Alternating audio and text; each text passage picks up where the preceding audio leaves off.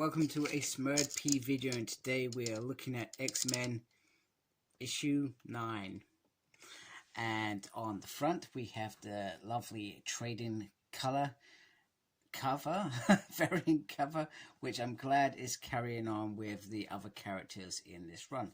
And today we have Felong, who is currently part of Orchis and sitting outside of Mars, if I remember correctly. On the back it's got a little synthesis, which is quite good, and it talks about goes back to why he actually hates the X-Men, so I do dig that. Now this issue I felt was very bizarre, because even though this is an X-Men title, and even though they have the X-Men team already in it, it only shows a couple of those characters in this issue, which I find a little bit annoying, because then it's not about the characters that I'm trying to read about, if that makes sense. But at present, they're all sort of split up anyway. So you got Cyclops acting as Captain Kraken with a team on Earth. You've got Rogue, who's gone off with Gambit to try and find more about the gamers across the universe. And then you got Sunfire, who went to tackle Phelan on Mars. So we have these three statements. So we've got one from Doctor, one from Professor, and one from, damn it, I forgot her name, from Ariko. Sank the Conqueror, or Can't Be Destroyed. I cannot remember her name. So anyway, so the first bit, which I found kind of strange, was around talking about what to do about Orchis. And there's two sides of this. Do they go on the offensive and attack, kill, maim, whatever they have to do? Or do they sit by and do nothing and not incite this war that could potentially happen? And I found this kind of sorry, the other bit was, how do they look to everybody else? Do humans see them not doing anything as weakness? Do their colleagues and mutants also see this as weakness as well? So they've got that to play with. And I was going to talk about something, but I feel like it wouldn't be in good taste to talk about it right now, so I'm not going to. The other thing I thought was odd is they made up this law about no killing of mutants. So the whole conversation makes no sense. Anyway. And then we have Dr. Status. That's it. I'm sorry, I forgot his name. I only read this like 10 minutes ago. You got Dr. Status, who is running the show, and they are actually talking about what MODOK could bring to the table. And because of what he did, he could be a real asset to them in terms of taking out these mutants quite quickly and giving MODOK what he wanted. Now, the thing that I've also found that's thrown me off is, well, Agent Brand is apparently part of Orchis, so I'm not sure if that's happened during her sword days, but that just threw me off completely. Absolutely completely. So Nimrod goes to rescue MODOK, and he says there are far more important things than killing mutants. Kind of, let's do this quickly, in a sense. I also like that there's little Iron War Machine costumes out there as well. I thought that was pretty cool. So this is so they've put this in there, which sometimes I like these things, sometimes I don't. Sometimes I feel like, well, you could just put that in the story somehow, rather than doing this very pretty diagram. So you've got research Aaliyah Gregor, who we've come across. Now, infrastructure influence Abigail Brand. Now, that was the bit that really threw me, because like I said, I'm not sure if something's happened in Sword for her to deflect to this side, or whether she's playing a role. I'm not sure. Then you got Phelan, who's on Operations Offensive. We've seen that. He's already starting to make trouble outside Mars. And then you got Dr. Status as Human Resources. So he is playing his game. And we also heard a minute ago, or I read a minute ago, that the plan to out mutants in terms of their being able to resurrect hasn't gone as planned, but that will come out and that will cause chaos, and that's what he wants, chaos in the mutant community.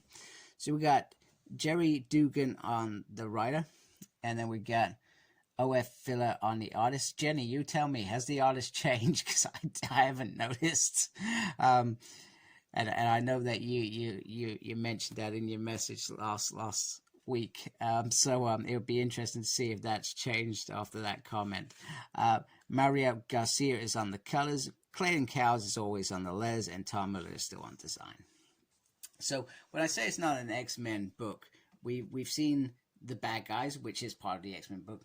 We've also seen the Quiet Council, which sits outside of this X book. So the only thing I can think of, these things are going to be influencing the future. But I also felt that Gerry already had enough in the bag to continue these stories, perhaps without this. So, but I guess these little things are going to influence other X-Men stories. That's the only way I could see them. So we have Storm, and up for debate is whether they still want, whether the Aracos still want to go, whether they still want to be a war culture and go for that. And they've, I believe, lost some of their voices, some of the peoples that would have had strong voices, and they're at a tie. So Storm nips it in the bud and says, right, we won't go to war.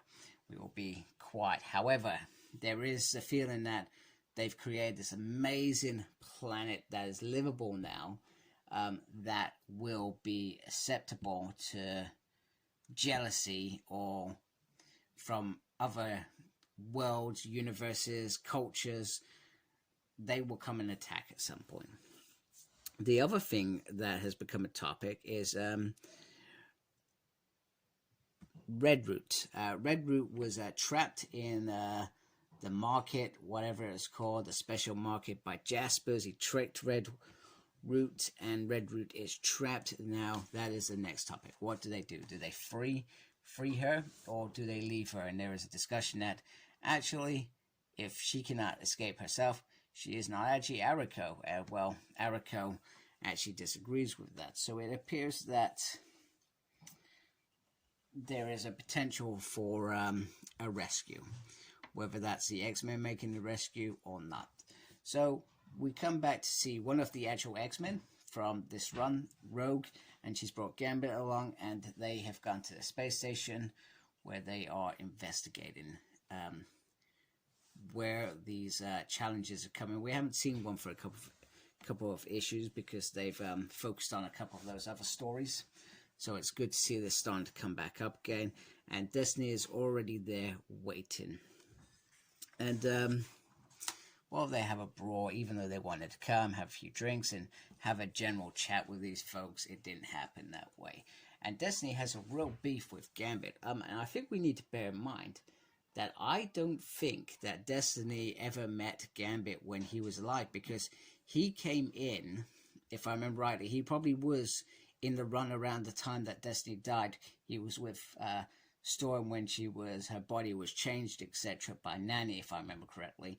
And so I don't think she actually met her, because she actually joined the X-Men just as Mur, Island, and Saga had happened, and she had died probably maybe 10 issues before, I'm going to say, around, is it 279?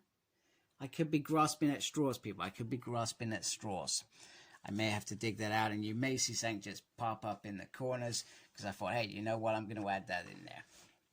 So, there we go. So, there's a bit of banter between them two, that she wasn't happy about how far she had fallen from the Thing, and how she wanted to get Rogue's mission out of the way, so she'd be back at home with her mum, because perhaps they haven't spent much time as a family since Destiny's been back. Let's remember, it only happened, the other month.